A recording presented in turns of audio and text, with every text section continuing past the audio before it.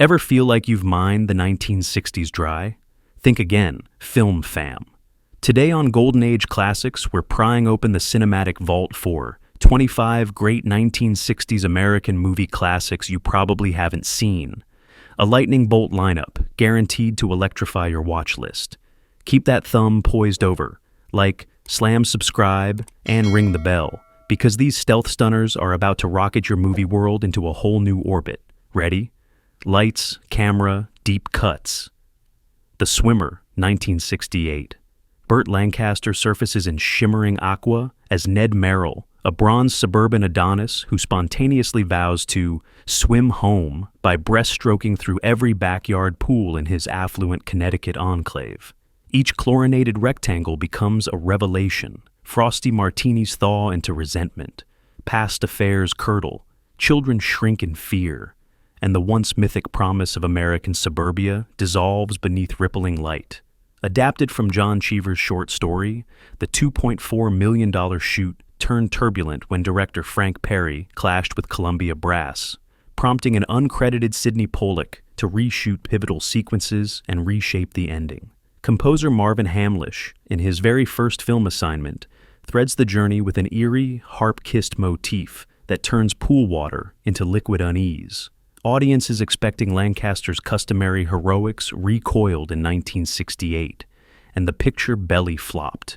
Syndicated late-night reruns and VHS resurrection eventually crowned it a cult touchstone of mid-century malaise. Slip into your imaginary trunks, film fam, and dive. The water's fine, yet the truth lurking in the deep end is icily unforgiving. Let its shimmering surfaces mesmerize, then watch them shatter like tempered glass beneath the weight of denial. Seconds, 1966. Picture this, brave cine traveler.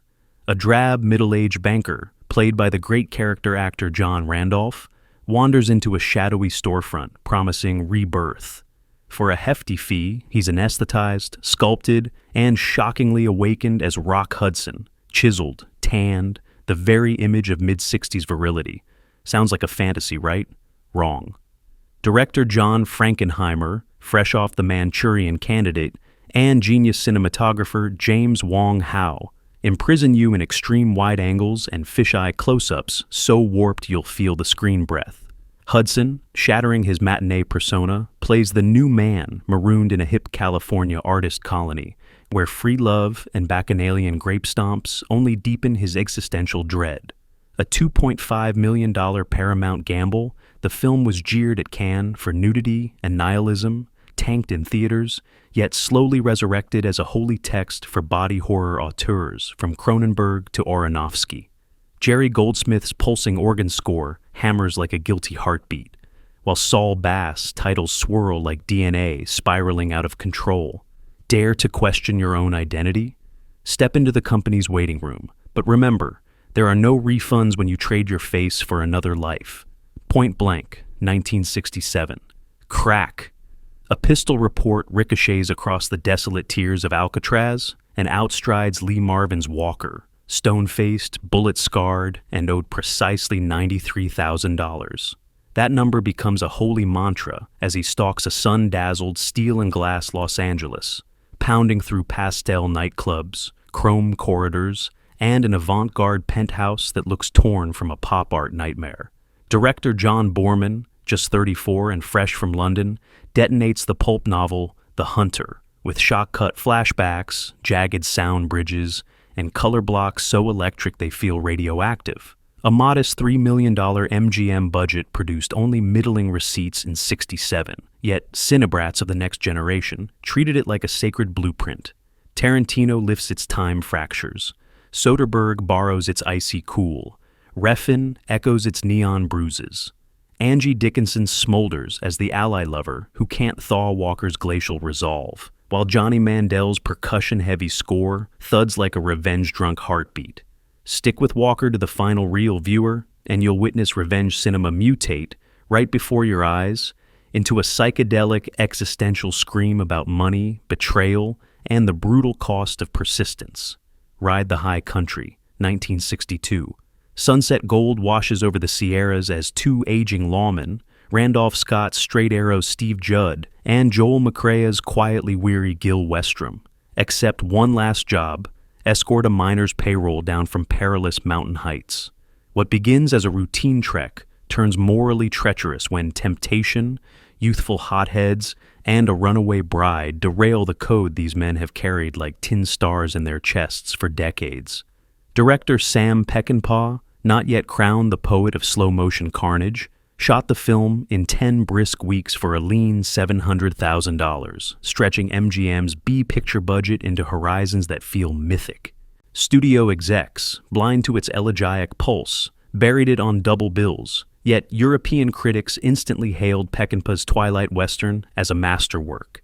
Here lie the seeds of his trademark themes: honor curdled by greed, sudden eruptions of violence, and friendships tested at gunpoint. George Bassman's wistful score lilts like a campfire harmonica, while Lucian Ballard's cinematography turns every dusk into the West's final curtain call. Saddle up, pilgrim. This ride isn't about gold, but about how a man squares his soul before the light finally fades. The Shooting, 1966. Picture a horizon so white-hot it seems to melt the frame, then watch Monty Hellman peel back the Western myth until only dust, dread, and cosmic silence remain. Warren Oates plays a grizzled ex-bounty hunter hired, almost idly, by a mysterious woman to track a nameless target across the Utah desert. Jack Nicholson, co-producer and rising star, slithers in halfway through as a black-gloved gunman whose smile is as dry as the Alkali Flats. Dialogue is sparse. Every footfall, every canteen gulp feels thunderous, because meaning hides in the negative space. Shot back-to-back with Ride in the Whirlwind for a shoestring $75,000, the film sat unreleased until 1971, when art house crowds embraced its minimalist poetry and existential chill. Composer Richard Markowitz lets wind and hoofbeats do most of the scoring. Skies grow bruised, morals blur. And that final hallucinatory standoff snaps reality like a brittle twig. Ready to question the very point of pursuit? Saddle up, but keep your eyes on the mirage. Truth here evaporates faster than water in the desert heat. Faces, 1968. Welcome to the claustrophobic cyclone of Richard and Maria Forst's collapsing marriage, captured in grainy, handheld 16mm, so intimate you can smell stale whiskey on the breath of every argument. Writer-director John Cassavetes, bankrolling the project with his TV acting paychecks, commandeered his own Los Angeles home as set, shooting all-night sessions with a skeleton crew over 7 stop-start months. Camera ace Al Rubin roamed freely, letting overlapping dialogue ricochet like emotional shrapnel, while raw fluorescence flattened every wrinkle into brutal honesty. The budget? A shoestring $350,000, mostly burned on 180,000 feet of film. Cassavetes later spent 3 years whittling into a nervy, 130-minute gut punch. Critics at Venice swooned, mainstream audiences fidgeted. Yet Oscar voters stunned Hollywood by nominating Lynn Carlin and Seymour Cassel for their searing supporting turns and saluting Cassavetes' screenplay. Minimal score, no Hollywood gloss, just late-night laughter curdling into sobs, and the terrifying realization that intimacy can be as violent as any gunfight. Indie auteurs from Linklater to Greta Gerwig keep this DNA in their veins. Ready to stare down your own reflection, film fam? Lean in. Faces won't blink first. The Pawnbroker, 1964. Step inside Sol Nazerman's Harlem pawn shop, where bulletproof glass can't fence out the ghosts of Auschwitz. Rod Steiger delivers a volcanic turn, half-muttered contempt, half-suppressed scream, as the Holocaust survivor who prizes every trinket but can't assign value to his own trauma. Director Sidney Lumet shoots in stark, high-contrast black and white, slicing the present with machine gun flashbacks, barbed wire, cattle cars, a wife lost in smoke. Quincy Jones, then a jazz wunderkind, layers cool horns over city grit, his first major film score, already hinting at greatness. Made for roughly $1 million, the production battered Hollywood's creaky production code by featuring brief nudity and unfiltered despair. Censors balked, yet Columbia Pictures refused to blink. Box office receipts were modest, critics raved, and Steiger nabbed a Best Actor Oscar nomination, cementing the film's daring pedigree. Today, its DNA runs through everything from Schindler's List to Uncut Gems. Any story where capitalism's clatter collides with unspeakable memory. Ready to feel the register drawer slam on your heart? Brace yourself, comment below, and keep that Kleenex within negotiating range. The Intruder, 1962. Before he wrangled green Martians for drive-in thrills, bargain king Roger Corman turned his guerrilla camera on America's ugliest monster, homegrown racism.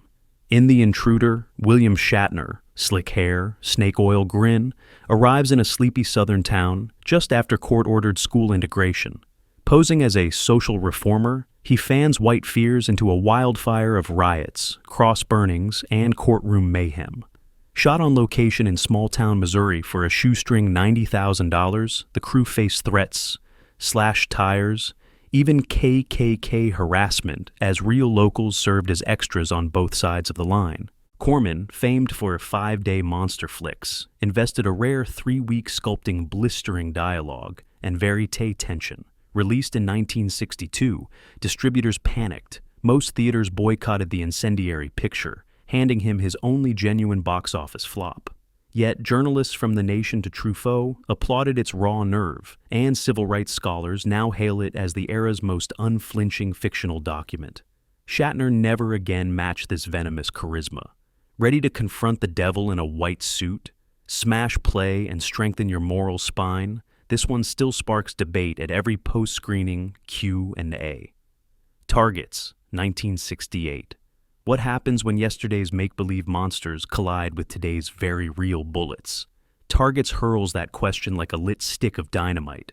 On one track, aging horror icon Byron Orlock, played by the legendary Boris Karloff in a gently self-mocking swan song, prepares to retire, lamenting that his gothic ghouls can't scare modern audiences.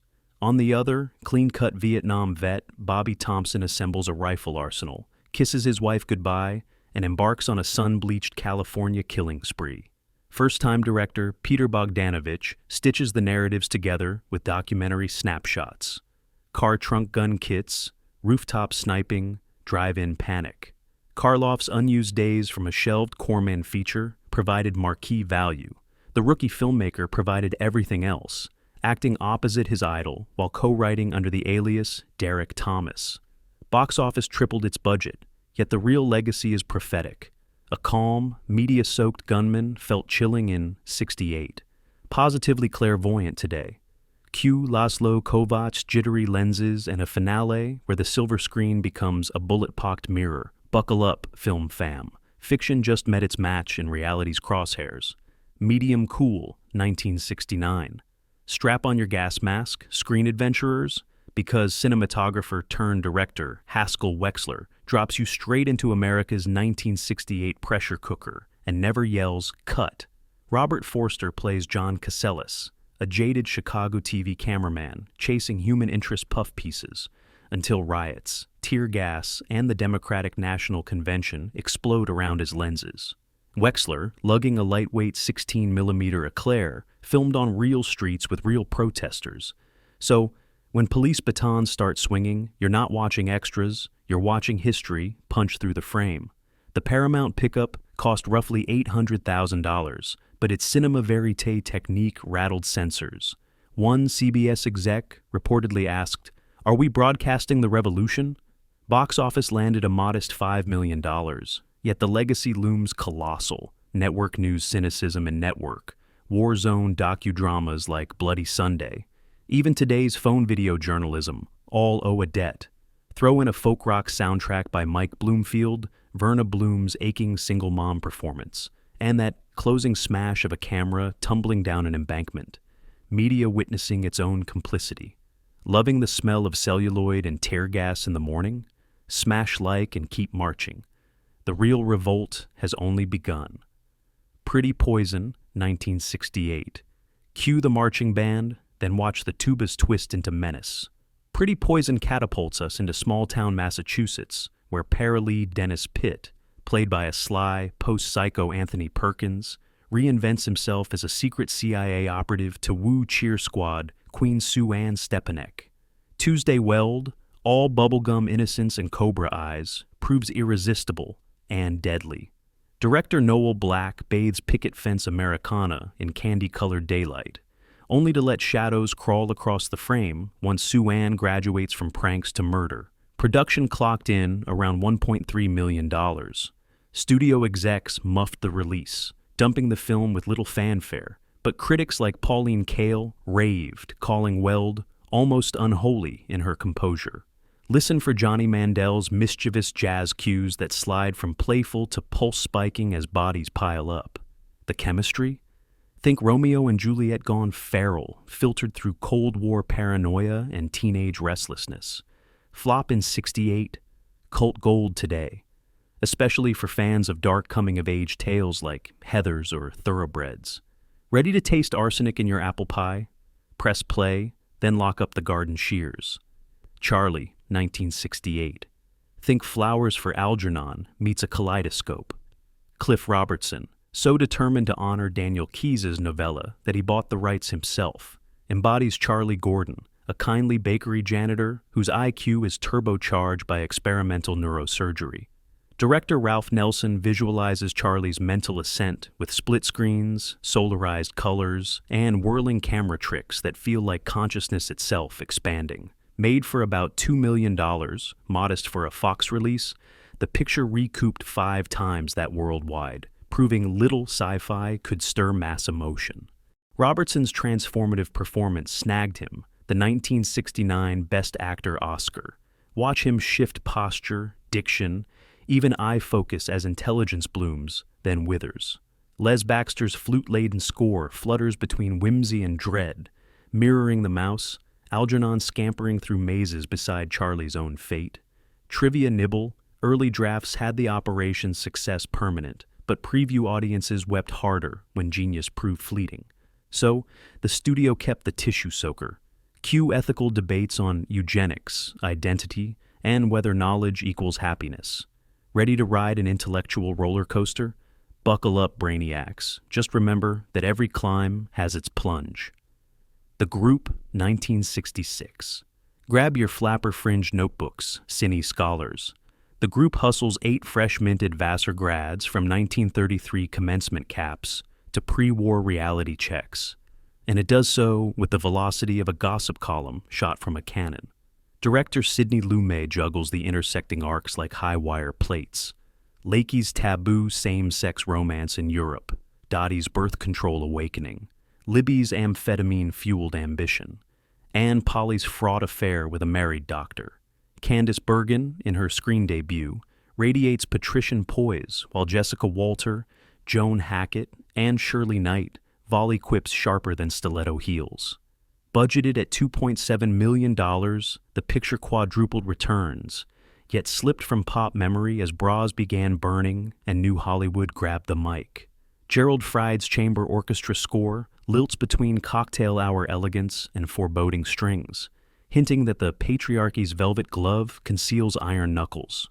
Lumet shoots in creamy Eastman color, but never sugarcoats the era's casual misogyny. Watch for a shocking domestic abuse scene that still lands like a gut punch. Think Big Little Lies, but with cloche hats and speakeasy secrets. Curious which struggles linger unchanged?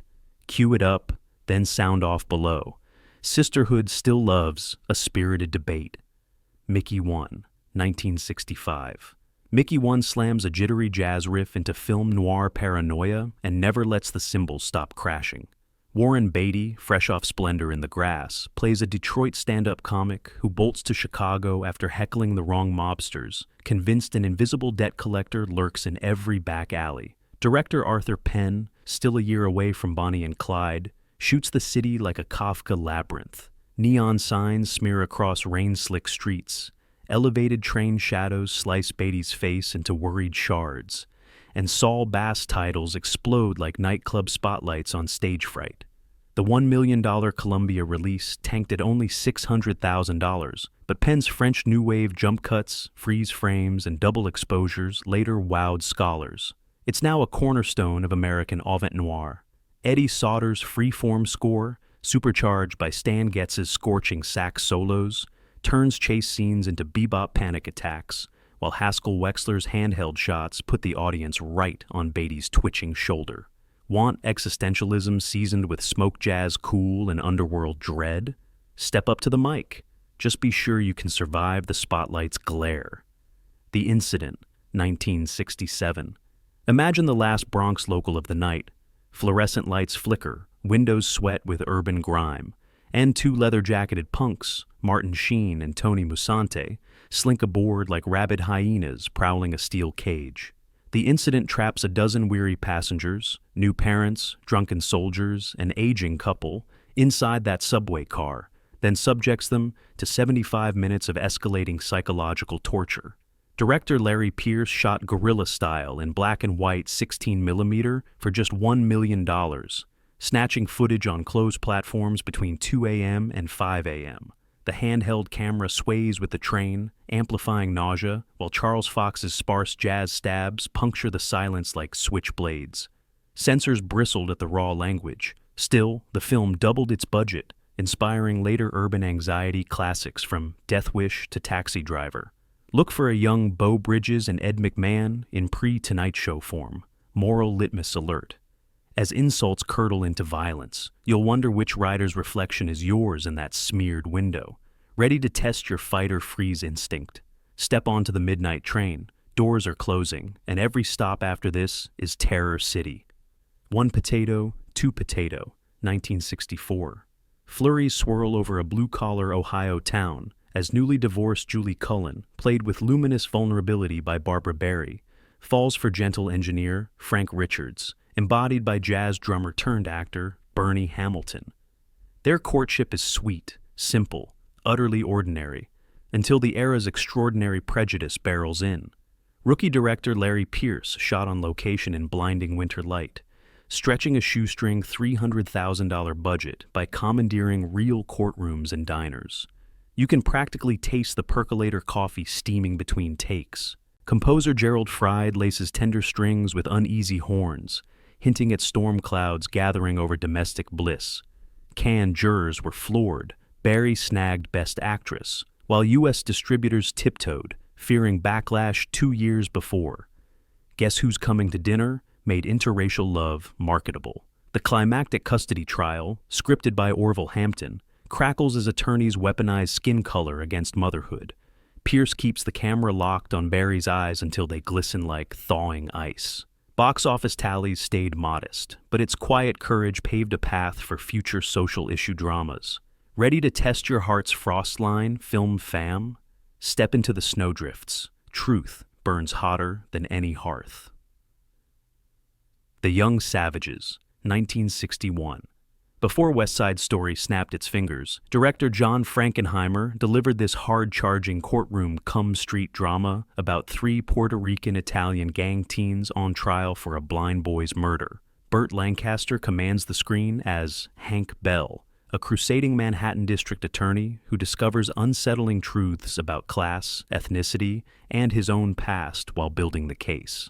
Location crews roamed East Harlem tenements, capturing alley stoops, handball courts, and stoic brownstones with documentary bite. Lionel Linden's smoky noir lighting turns every fire escape into a moral battleground. Budgeted at roughly $2 million and doubling that worldwide, the film nevertheless slipped into semi-obscurity as flashier musicals stole its turf. Keep your ears pricked for Elmer Bernstein's jazz-spiked score, and your eyes on scene-stealing newcomer Telly Savalas, whose bald eagle glare hints at future Kojak glory. Shelley Winters and Dina Merrill add maternal gravitas, while Frankenheimer seeds the moral gray zones he'd later explode in seconds. Verdict: guilty of being a gripping, gutsy relic that still indicts society's rush to label youth savages.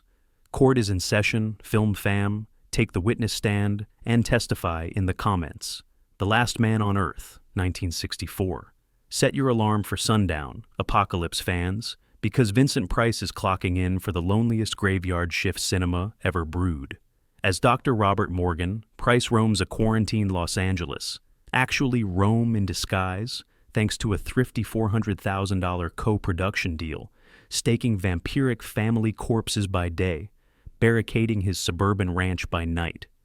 Director duo Ubaldo Ragona and former Hammer, Sidney Salkow, adapt Richard Matheson's I Am Legend with raw, newsreel bleakness, empty highways, hum, wind rattles storefront mannequins, and Price's weary monologues echo like sermons in an abandoned cathedral. The film sputtered stateside, double-billed as drive-in filler, yet its funereal lighting and pseudo-documentary chill hypnotized a young George Romero, who cited it as the germ for Night of the Living Dead. Listen for Paul Sawtell's mournful brass chords that roll like a plague bell, and clock the twist ending that flips hero to monster with a single whispered word. Want existential dread served with garlic? Step into Morgan's daylight drag. But remember, once the sun dips, every shadow might be calling your name. Carnival of Souls, 1962. Cue the nightmare organ and watch reality slip its moorings. After miraculously staggering from a car crash, church organist Mary Henry, played by the mesmerizing Candace Hilligoss, drifts into Salt Lake City, where faces turn blank and a cadaver-pale man stalks her like a grinning undertaker. Director Herc Harvey, moonlighting from industrial films, scraped together $33,000 and a 5-person crew, commandeering real locations for maximum uncanny impact. A half-submerged Kansas bridge, a desolate boarding house, and the film's crown jewel, the abandoned Saltaire Pavilion, its crumbling ballroom looming over the Great Salt Lake like a phantom carnival ride. Harvey's long takes and washed-out black and white stock make sidewalks feel lunar, while organist Gene Moore's reverb-drenched score pulses through every scene like a heartbeat heard underwater. Dumped on the drive-in circuit, it vanished, only to be resurrected in 1980s midnight screenings, where horror buffs hailed it as proto-Lynchian dream logic. Notice the voyeuristic neighbor, the mirrors that refuse to reflect, the final reveal that snaps the tale shut like a coffin lid. Ready to waltz with shadows, film fam? Step onto the creaking dance floor. Your partner tonight may already be dead. The Loved One, 1965. Bring on the laughing gas. That was MGM's daring tagline for director Tony Richardson's gleefully morbid take on Evelyn Waugh's Hollywood skewering novel, a film Richardson himself dubbed the motion picture with something to offend everyone. British expat Robert Morse headlines as Dennis Barlow, a sardonic poet who arrives in Tinseltown and lands a job at Whispering Glades, a Rococo cemetery where gorilla-suited morticians hawk space burial packages and angels sport rhinestone wings. Jonathan Winters doubles as both the oily funeral home magnate and his own dim-witted brother, while Rod Steiger, swathed in pancake makeup and baby blue contacts, delivers an operatic turn as Mr. Joyboy, embalmer extraordinaire with a smothering mother fixation. Shot for roughly $3 million, the picture's box office returns barely nudged profit lines. Audiences in 1965 weren't quite ready to giggle at cadavers, but critics later praised Haskell Wexler's stark black and white cinematography, John Addison's sly Baroque score, and a cameos gallery featuring Liberace, Tab Hunter, and a pre-Planet of the Apes Roddy McDowell. Its unapologetic irreverence paved the runway for pitch-black comedies from MASH to 6 Feet Under. Fancy a cocktail of formaldehyde and satire? Step into Whispering Glades, your eternal rest has never felt so fabulously camp. The Rain People, 1969. Roads unwind like celluloid ribbon as Natalie Ravenna, portrayed with quivering resolve by Shirley Knight, floors a yellow Plymouth Fury out of Long Island, fleeing a stifling marriage and an unexpected pregnancy. Writer-director Francis Ford Coppola, then only 30, piled a skeletal crew into a bus and shot guerrilla style across 12 states, letting real diners, motels, and county fairs season every frame with lived-in Americana. Along the asphalt, she meets Jimmy Killer Kilgannon, a brain-damaged ex-football star whose innocence chips away Natalie's hardened shell, and drifter cop Gordon, Robert Duvall, whose badge masks predatory loneliness, both actors honing craft that would detonate 3 years later in The Godfather, budgeted at a modest $800,000 via Warner Brothers. Maverick Division, the film barely skimmed, break even yet, dazzled critics with its documentary verisimilitude and Gordon Willis's overcast cinematography that makes every puddle shimmer like conscience. Listen for Ronald Stein's plaintive guitar motifs, mirroring windshield wipers beating time against doubt. Want to taste late 60s restlessness in raw form? Slide into the passenger seat. Every mile marker here is a moral fork in the road. Blast of Silence, 1961. Remember, baby, you're alone. That gravelly second-person narration, voiced by Hollywood exile Lionel Stander, echoes like a conscience with brass knuckles as hitman Frankie Bono prowls Christmas-draped Manhattan. Writer-director star Alan Barron, armed with a mere $20,000 and a borrowed Aeroflex, shot guerrilla style in freezing streets, letting steam vents, snow flurries, and neon sleigh bells become noir set dressing money could never buy. The story is razor simple. Bono arrives from Cleveland, tails his mark through village jazz joints and Wall Street canyons, wrestles with loneliness, then watches the job unravel when a childhood acquaintance sparks a flicker of connection. What elevates it to cult legend is form. Jittery handheld frames sliced between shadow and holiday lights, while Meyer Kupferman's modern jazz score clangs like subway wheels over track switches. Initially dumped as grindhouse fodder, the film vanished until 1980s. Repertory programmers and a rhapsodic essay by Martin Scorsese hailed it as a French New Wave cousin birthed on American pavement. Craving a noir where the city feels like an icy accomplice? Slip into Bono's overcoat, baby. Just don't expect carolers at the climax. Something Wild, 1961. The screen opens on a silent scream. NYU student Mary Ann staggers from a Bronx park after sexual assault. The city's roar suddenly vacuumed into numb hush. Director Jack Garfien, himself a Holocaust survivor, shoots on actual uptown sidewalks and claustrophobic tenements, turning 1960-era New York into a concrete nightmare that neither blinks nor comforts. Baker, fresh off Hollywood stardom, strips away glamour until every tremor in her hands feels seismic. Aaron Copland's jagged modernist score slashes at nerves like broken violin strings. Budgeted near $1 million under United Artists' indie banner, the film confounded audiences expecting courtroom catharsis. Instead, Garfien spirals Mary Ann into deeper alienation, culminating in her uneasy rescue or imprisonment by lonely mechanic Mike. Box office returns flatlined, yet Cahiers du Cinéma critics championed its vérité, courage, and later auteurs, from Scorsese's urban grit to Jonathan Demme's captor-captive tensions, drank deeply from its well. Notice the relentless ambient sounds, L-train screeches, dripping faucets, a rattling padlock, all echoing trauma's persistence. Brace yourself, film fam. This is a harrowing dive where survival and surrender blur like smeared city lights in a weeping rainstorm. They shoot horses, don't they? 1969. Lace up your battered dancing shoes and feel the Depression-era sweat dripping off the rafters. Director Sidney Pollack turns Horace McCoy's hard-boiled novella into a 2-hour endurance test where flappers become gladiators beneath glittering mirrored balls. Jane Fonda scorches the screen as Gloria Beatty, sarcastic, chain-smoking, and convinced life's rigged, while Michael Sarrazin's drifter, Robert, stumbles in, hoping the marathon's $1,500 prize might buy a crumb of hope. The rules?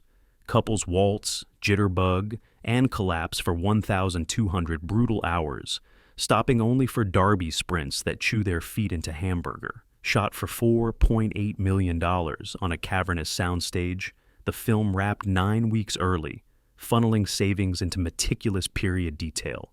Check the sweat-stained satin gowns and sawdust-strewn floor. Gig Young nabbed an Oscar as the Carnival Barker MC, cracking gallows jokes while contestants drop like flies. Pollack's roving camera circles dancers until nausea sets in, and Johnny Green's relentless big band cues blur into a heartbeat, pounding toward oblivion. The box office? A healthy $12 million, yet its real jackpot is existential fury, capitalism as dance floor, humanity as fodder.